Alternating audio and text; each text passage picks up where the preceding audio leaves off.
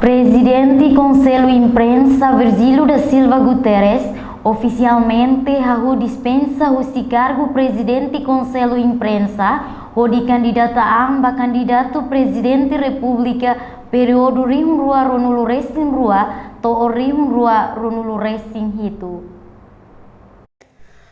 Segunda-feira, loron ronulu resin hat, fulan janeiro, to loron ronulu resin hat, fulan abril, tinan rihun rua ronulu resin rua, Presidente Conselho Imprensa Virgílio da Silva Guterres usa direito dispensa do Estatuto Conselho Imprensa ou de candidataan no comete iha eleição Presidente República. Loron sanulu resin sia fulan março tinan rihun rua ronulu resin rua. Durante conferência imprensa, segunda-feira semanane, Virgílio da Silva Guterres informa nar no função interina Presidente Conselho Imprensa entrega ba membro Conselho Imprensa expedito Loro Dias Ximenes. Hoje ba to abril eleição ne hotu sei dispensa ou sai dispensado o seu função nessa Presidente do Conselho de Imprensa.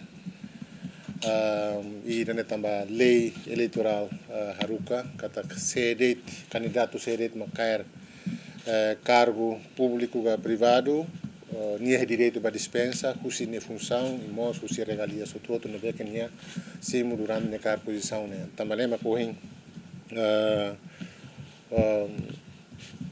how para atoba público li husi kata durante a função nessa conselho de imprensa também how pronuncia a disponível candidato a presidente da República então how tem que husik how ne função nessa Presidente do Conselho de Imprensa. Dispensa ne baseamos ba lei eleitoral haruka katak sedet makair cargo público ka privado nia ia direito dispensa ba ne função durante processo eleição.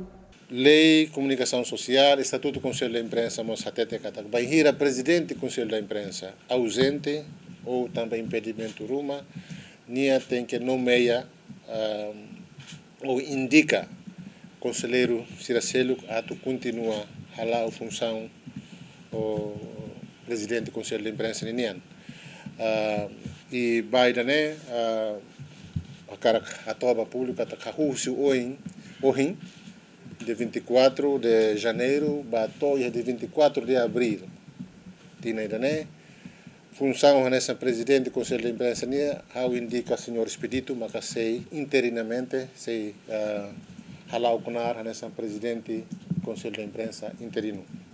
Entretanto, expedito Loro Dias Ximenes pronto se muknar ne, onde sustentabiliza funcionamento plenária Conselho Imprensa no decisão siratur mandato interino. Conselho Imprensa, nessa instituição Estado independente, se toma também atividade de jornalismo, liu relaciona a eleição siratur mai.